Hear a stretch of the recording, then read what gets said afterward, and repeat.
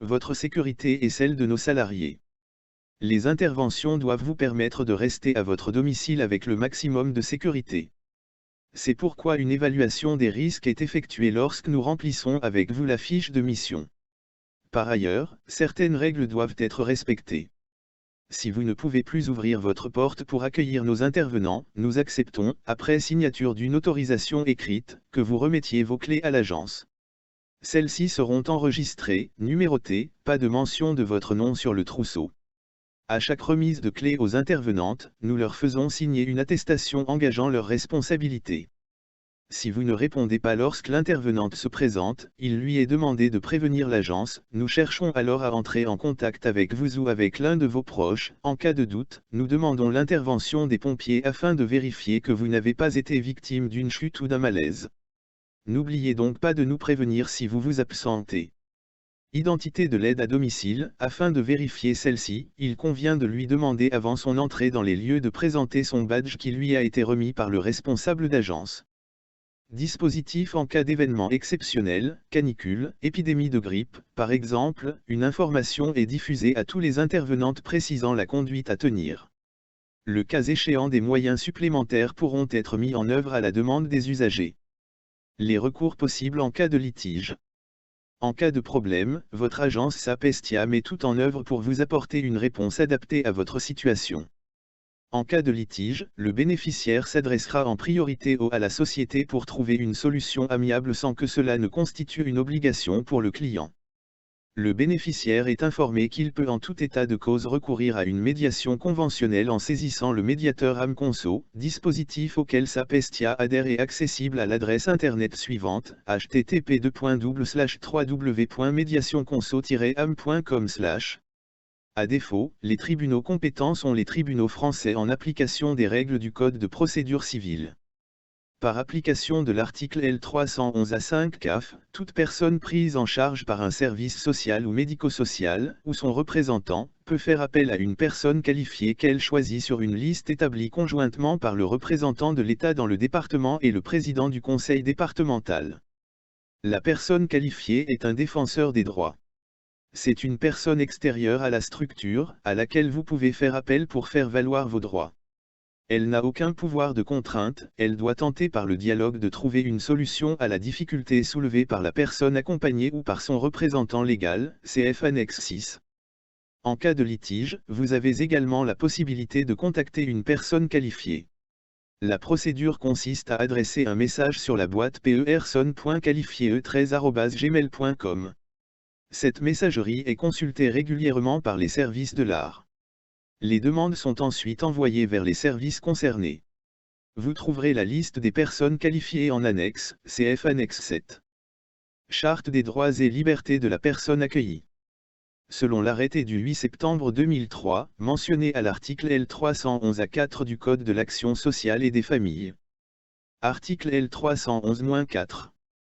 Loi N 2002-A2 du 2 janvier 2002 article 4 2, article 8 Journal officiel du 3 janvier 2002. Afin de garantir l'exercice effectif des droits mentionnés à l'article L311A3 et notamment de prévenir tout risque de maltraitance, lors de son accueil dans un établissement ou dans un service social ou médico-social, il est remis à la personne ou à son représentant légal un livret d'accueil auquel sont annexés une charte des droits et libertés de la personne accueillie, arrêtée par les ministres compétents après consultation de la section sociale du Comité national de l'organisation sanitaire et sociale mentionnée à l'article L6121-9 du Code de la santé publique. Le règlement de fonctionnement défini à l'article L311A7. Un contrat de séjour est conclu ou un document individuel de prise en charge est élaboré avec la participation de la personne accueillie ou de son représentant légal.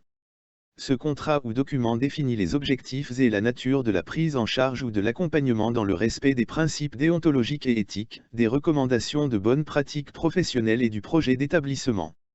Il détaille la liste et la nature des prestations offertes ainsi que leur coût prévisionnel.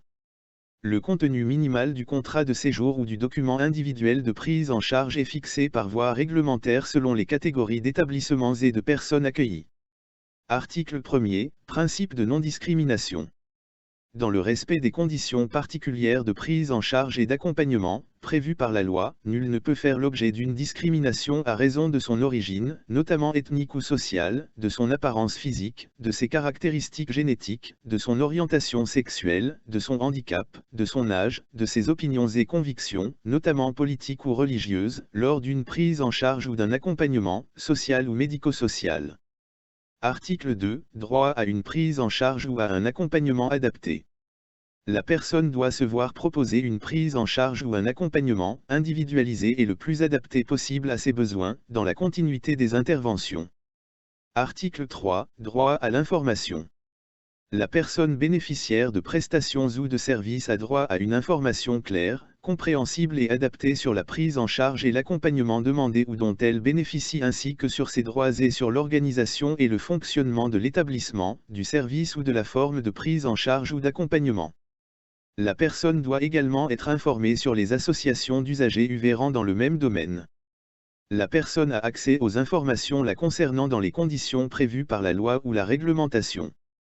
La communication de ces informations ou documents par les personnes habilitées à les communiquer en vertu de la loi s'effectue avec un accompagnement adapté de nature psychologique, médicale, thérapeutique ou socio-éducative. Article 4. Principe du libre choix, du consentement éclairé et de la participation de la personne. Dans le respect des dispositions légales, des décisions de justice ou des mesures de protection judiciaire ainsi que des décisions d'orientation. 1 degré La personne dispose du libre choix entre les prestations adaptées qui lui sont offertes soit dans le cadre d'un service à son domicile, soit dans le cadre de son admission dans un établissement ou service, soit dans le cadre de tout mode d'accompagnement ou de prise en charge.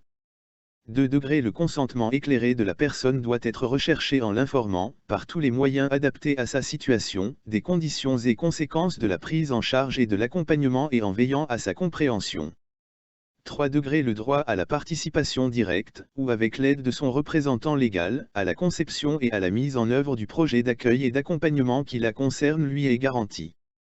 Lorsque l'expression par la personne d'un choix ou d'un consentement éclairé n'est pas possible en raison de son jeune âge, ce choix ou ce consentement est exercé par la famille ou le représentant légal auprès de l'établissement, du service ou dans le cadre des autres formes de prise en charge et d'accompagnement. Ce choix ou ce consentement est également effectué par le représentant légal lorsque l'état de la personne ne lui permet pas de l'exercer directement. Pour ce qui concerne les prestations de soins délivrées par les établissements ou services médico-sociaux, la personne bénéficie des conditions d'expression et de représentation qui figurent au Code de la santé publique. La personne peut être accompagnée de la personne de son choix lors des démarches nécessitées par la prise en charge ou l'accompagnement. Article 5. Droit à la renonciation. La personne peut à tout moment renoncer par écrit aux prestations dont elle bénéficie ou en demander le changement dans les conditions de capacité, d'écoute et d'expression ainsi que de communication prévues par la présente charte, dans le respect des décisions de justice ou mesures de protection judiciaire, des décisions d'orientation et des procédures de révision existantes en ces domaines. Article 6. Droit au respect des liens familiaux. La prise en charge ou l'accompagnement doit favoriser le maintien des liens familiaux et tendre à éviter la séparation des familles ou des fratries prises en charge, dans le respect des souhaits de la personne, de la nature de la prestation dont elle bénéficie et des décisions de justice. En particulier, les établissements et les services assurant l'accueil et la prise en charge ou l'accompagnement des mineurs, des jeunes majeurs ou des personnes et familles en difficulté ou en situation de détresse prennent, en relation avec les autorités publiques compétentes et les autres intervenants, toutes mesures utiles à cette fin. Dans le respect du projet d'accueil et d'accompagnement individualisé et du souhait de la personne, la participation de la famille aux activités de la vie quotidienne est favorisée. Article 7. Droit à la protection. Il est garanti à la personne comme à ses représentants légaux et à sa famille, par l'ensemble des personnels ou personnes réalisant une prise en charge ou un accompagnement, le respect de la confidentialité des informations la concernant dans le cadre des lois existantes. Il lui est également garanti le droit à la protection, le droit à la sécurité, y compris sanitaire et alimentaire, le droit à la santé et aux soins, le droit à un suivi médical adapté. Article 8. Droit à l'autonomie. Dans les limites définies dans le cadre de la réalisation de sa prise en charge ou de son accompagnement et sous réserve des décisions de justice, des obligations contractuelles ou liées à la prestation dont elle bénéficie et des mesures de tutelle ou de curatelle renforcées, il est garanti à la personne la possibilité de circuler librement. À cet égard, les relations avec la société, les visites dans l'institution, à l'extérieur de celle-ci, sont favorisées. Dans les mêmes limites et sous les mêmes réserves, la personne résidente peut, pendant la durée de son séjour, conserver des biens, effets et objets personnels et, lorsqu'elle est majeure, disposer de son patrimoine et de ses revenus. Article 9. Principe de prévention et de soutien. Les conséquences affectives et sociales qui peuvent résulter de la prise en charge ou de l'accompagnement doivent être prises en considération. Il doit en être tenu compte dans les objectifs individuels de prise en charge et d'accompagnement. Le rôle des familles, des représentants légaux ou des proches qui entourent de leurs soins la personne accueillie doit être facilité avec son accord par l'institution, dans le respect du projet d'accueil et d'accompagnement individualisé et des décisions de justice. Les moments de fin de vie doivent faire l'objet de soins, d'assistance et de soutien adaptés dans le respect des pratiques religieuses ou confessionnelles et convictions tant de la personne que de ses proches ou représentants. Article 10. Droit à l'exercice des droits civiques attribués à la personne accueillie. L'exercice effectif de la totalité des droits civiques attribués aux personnes accueillies et des libertés individuelles est facilité par l'institution, qui prend à cet effet toutes mesures utiles dans le respect, si nécessaire, des décisions de justice. Article 11. Droit à la pratique religieuse. Les conditions de la pratique religieuse, y compris la visite de représentants des différentes confessions, doivent être facilitées, sans que celles-ci puissent faire obstacle aux missions des établissements ou services. Les personnels et les bénéficiaires s'obligent à un respect mutuel des croyances, convictions et opinions. Ce droit à la pratique religieuse s'exerce dans le respect de la liberté d'autrui et sous réserve que son exercice ne trouble pas le fonctionnement normal des établissements et services. Article 12. Respect de la dignité de la personne et de son intimité. Le respect de la dignité et de l'intégrité de la personne est garanti. Or la nécessité exclusive et objective de la réalisation de la prise en charge ou de l'accompagnement, le droit à l'intimité doit être préservé.